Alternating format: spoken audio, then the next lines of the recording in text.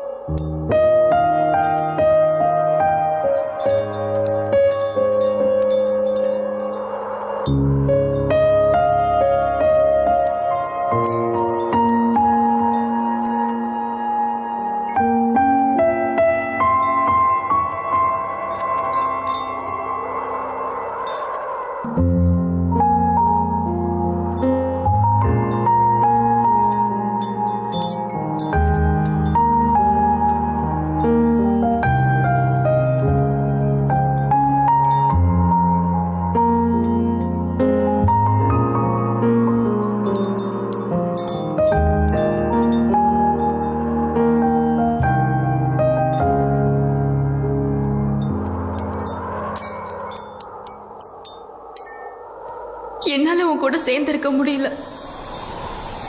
ஆனா இந்த ஜாயின்ஸ் இது எப்பவும் நான் உன் கூட இருக்கிற உணர்வை எனக்கு கொடுத்துக்கிட்டே இருக்கும். இதோட சத்தம் என் காதுல மட்டும் இல்ல, என் இதயத்திலேயே ஒலிக்கும். என்ன அந்த பழைய நாட்களுக்கு கூட்டிட்டு போகும்.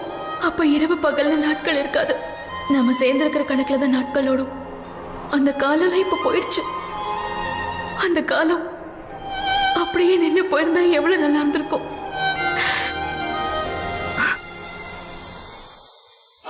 அத்தை, இனிமே நீங்க வாய திறந்தா லட்டு சாப்பிடதான் திறக்கணும். ஏன்னா இப்ப நல்ல காலம் பிறந்துடுச்சு. சரியா சொன்ன அத்தை, நான் சத்தியமா எதிர்பார்க்கவே இல்ல. நம்ம ஷாலினி ரொம்ப பியூட்டிஃபுல்லா தான் இருக்கா, ஆனா இவ்வளவு புத்திசாலியா இருப்பான்னு நினைக்கவே இல்ல. அத்தை, அவளுக்கு மட்டும் டைவர்ஸ் ஆயிடுச்சுன்னு வச்சுக்கோங்க, அதுக்கப்புறம் அலுமினியில நிறைய பணம் கிடைக்கும். யோசிச்சு பாருங்க, நம்ம ரிச்சீஸ் ஆயிடுவோம். இல்ல அத்தை, ஷாலினி இன்னைக்கு செஞ்சிருக்கிற இந்த காரியத்தை சத்தியமா கனவுல கூட நினைச்சு பாக்கல. சும்மா சூப்பரா சிக்ஸர் அடிச்சா பாரு. கடவுளே, ஒரு சிக்ஸ்லயே மேட்ச் ஜெயிச்சிட்டோம். இதையே இவ முன்னாடியே யோசிக்கல. அத்தை, அவ லாஸ்ட் பாலுக்காக வெயிட் பண்ணாலோ என்னமோ. ஆ. ஆனா அத்தை, நாமல்ல அவளோட டிசிஷன்ஸ்க்கு சப்போர்ட் பண்ணணும், எப்பவும் அவளுக்கு துணையா இருக்கணும்னு நினைக்கிற கரெக்ட் தானே? ஆனா அண்ணிய பத்தி தான் உங்களுக்கு தெரியும்ல. ஒருவேளை அண்ணி ஷாலினியோட மனசை மாத்தி டிவோர்ஸ் பண்ண விடவே இல்லைன்னா என்ன பண்றது? ஆமால. இல்ல இல்ல, ஷாலினி இதுக்கு மேல தன்னோட முடிவை மாத்திக்கவே மாட்டா.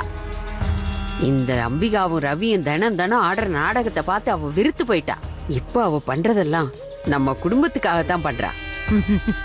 அவ என் புள்ள பாலகிருஷ்ணன் ரத்தம் இல்ல, ஆனா அவன் சொல்லி கொடுத்த பாடம் எதையும் இவ மறக்கல. பாலகிருஷ்ணன் என்ன பண்ணுவானோ அதத்தான் அவளும் பண்றா. உனக்கு புரியுதா? அவ எப்பவும் தன்னோட குடும்பம் பாதுகாப்பா இருக்கணும்னு தான் நினைப்பா. நாம ஏதாவது பண்ணி ஆகணும் மகேஷ். ரவியோட பேர் கூட இதுல வரக்கூடாதுன்னு நான் நினைக்கிறேன். ஐம் சாரி ஷாலினி, என்னாலதான் நீ ரவி கிட்ட இருந்து டிவோர்ஸ் வாங்குற மாதிரி ஆயிடுச்சு. அண்ட் நீ ஏன் இப்படி பண்றன்னு யாருக்குமே நீ தெரியாத மாதிரி வேற பாத்துக்கிற. இந்த விஷயம் நிச்சயமா யாருக்கும் தெரியக்கூடாது. ப்ளீஸ் மகேஷ், யாருக்கும் எதுவும் சொல்லாதீங்க. சரி, நான் சொல்றத கேளுங்க. நான் என்ன பண்ணணும்னு சொல்றேன். முதல் வேலையா நாம அந்த போலி டைமண்ட்ஸோட கன்சைன்மெண்ட்டை தடுத்து நிறுத்தணும். ஏன்னா அந்த கன்சைன்மெண்ட் கிளைண்ட் கிட்ட போச்சுன்னா ஃப்ராட் கேஸ் ஏன் மேல விழுந்தாலும் அப்போவும் ரவியோட பேர் கெட்டு போகும். எல்லாரும் என்ன சொல்வாங்க? ரவி வேணும் தான் அந்த கம்பெனியை பொண்டாட்டி பேர்ல எழுதி வச்சான், ஏன்னா அவ பேரை வச்சு ஃப்ராட் பண்ண பாக்குறான்னு சொல்வாங்க.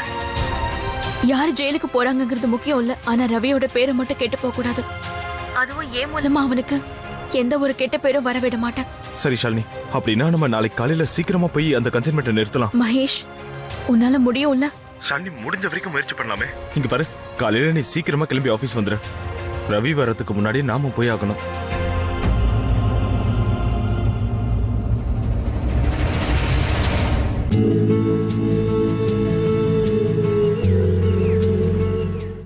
இனிமே நீ கவலைப்படுறதுக்கு பழகிக்க உரிமை.